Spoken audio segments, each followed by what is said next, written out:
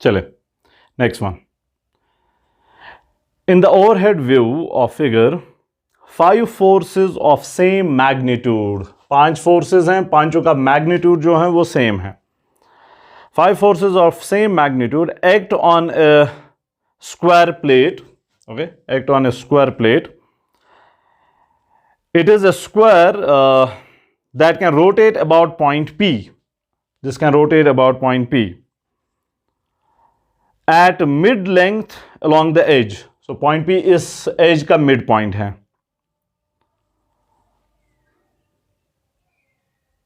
Rank the forces according to the magnitude of the torque they create about point P greatest first. तो ये square plate हमारे पास है, merry-go round which is in the square shape, जो इस point के इर्द गिर्द घूम सकता है। ओके, और 5 फोर्सेस इस पे हैं, F1, F2, F3, F4 और F5। इन 5 फोर्सेस में की रैंकिंग हमने करनी है अकॉर्डिंग टू देयर टॉर्क, और ये कहा गया है कि पांचों का मैग्नीट्यूड जो है वो सेम है। पांचों का मैग्नीट्यूड जो है सेम है। फिर से याद करें, टॉर्क जो है that is equal to R perpendicular F. तो एफ तो सबों का सेम है, तो इससे कोई फर्क ही नहीं पड़ेगा। आर परपेंडिकुलर जो है वो डिसाइड कर लेगा कि कौन सा टॉर्क ज्यादा है, किसका टॉर्क कम है। जिसका आर परपेंडिकुलर ज्यादा होगा उसी का टॉर्क भी ज्यादा होगा, जिसका आर परपेंडिकुलर कम होगा उसी का टॉर्क भी कम होगा। तो वो हमने देखना है। और याद करें, अगर आर परपेंडिकुलर 0 के बराबर है, if line of action of force is going through the axis of rotation, if line of action of force is going through the axis of rotation, तब टॉर्क जो है वो 0 के बराबर होता है। आर परपेंडिकुलर 0 तो टॉर्क भी 0। तो पहले हम वही आइडेंटिफाई कर लेंगे। ऐसा कोई फोर्स है जिसकी line of action of force point of rotation के थ्रू जा रही है। Okay, so we will draw lines of action. सबों की हम लाइंस ऑफ एक्शन जो है वो ड्रॉ कर लेंगे। सो F1 से शुरुआत करते हैं। F1 की line of action of force ये है। F2 के लिए लाइन ऑफ एक्शन ये है। ओके, F2 के लिए। फिर जाके F3 के लिए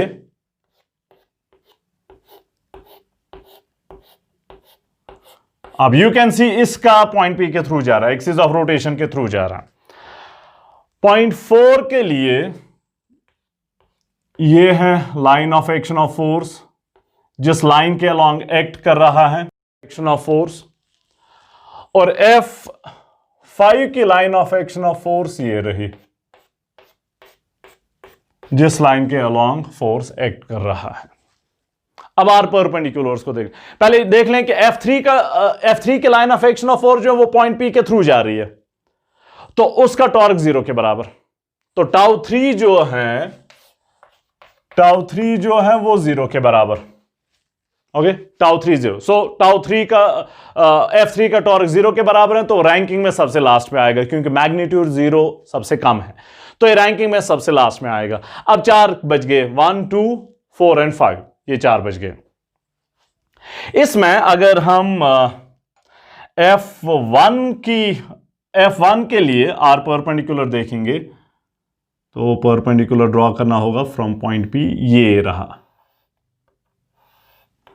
this is R1 perpendicular, R1 perpendicular, R1 perpendicular. 2 के लिए आर परपेंडिकुलर ड्रॉ कर लेते हैं। तो P से हमें परपेंडिकुलर ड्रॉ करना है समवेयर हियर।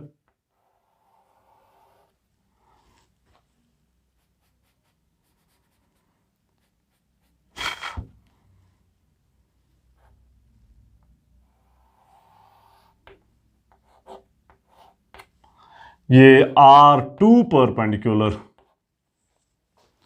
ओके, अब F4 के लिए ये लाइन ऑफ एक्शन है, तो यहां से परपेंडिकुलर सीधे ये बन जाएगा, हाफ साइड जो है R4 परपेंडिकुलर।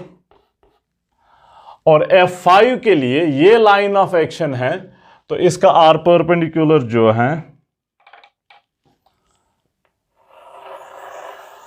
वो ये होगा, this is R5 perpendicular. Okay, R5 perpendicular. So 1 का R परपेंडिकुलर ये है, दिस टीनी बिट। 2 का R परपेंडिकुलर ये है, 4 का R परपेंडिकुलर ये है, 5 का R परपेंडिकुलर ये है। अब हमें पता है जिसका R परपेंडिकुलर ज्यादा होगा उसी का टॉर्क ज्यादा होगा, क्योंकि फोर्सेस का मैग्नीट्यूड तो सेम है, तो जिसका R परपेंडिकुलर ज्यादा है उसी का टॉर्क ज्यादा है। तो सबसे ज्यादा R परपेंडिकुलर किसका है? R1 का इतना है, R2 का इतना है, ये F4 का इतना है, और F5 का R परपेंडिकुलर ये है। तो क्लियरली आप देख सकते हैं कि 5 का R परपेंडिकुलर सबसे ज्यादा है। 5 का R परपेंडिकुलर सबसे ज्यादा है, तो 5 का टॉर्क जो है वो सबसे ज्यादा होगा। उसके बाद अब ये 3 बच गए, 1, 2 और 4। ये वाला R परपेंडिकुलर, ये वाला R परपेंडिकुलर, ये वाला R परपेंडिकुलर।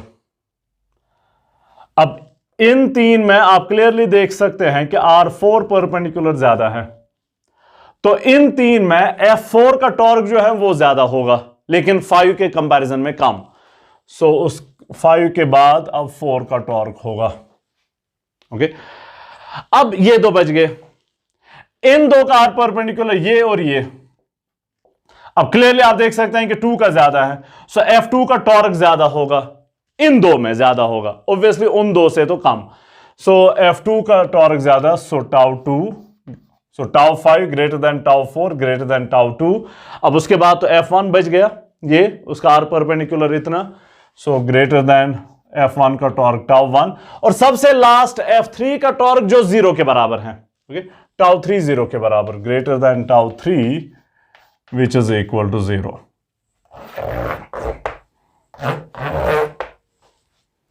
सो 5 का टॉर्क सबसे ज्यादा, उसके बाद 4 का टॉर्क, उसके बाद 2 का टॉर्क, उसके बाद 1 का टॉर्क, और उसके बाद 3 का टॉर्क, और वो 0 के बराबर। ओके, R परपेंडिकुलर सबसे ज्यादा 5 का, इसलिए उसका टॉर्क सबसे ज्यादा। उससे कम R परपेंडिकुलर 4 का, तो टॉर्क उसका उससे 5 से कम होगा। उससे भी कम R परपेंडिकुलर 2 का है, तो टॉर्क उसका कम होगा। और ये F1 का R परपेंडिकुलर उससे भी कम, तो टॉर्क उससे कम। F3 का R परपेंडिकुलर 0 के बराबर, तो उसका टॉर्क भी 0 के बराबर। ओके।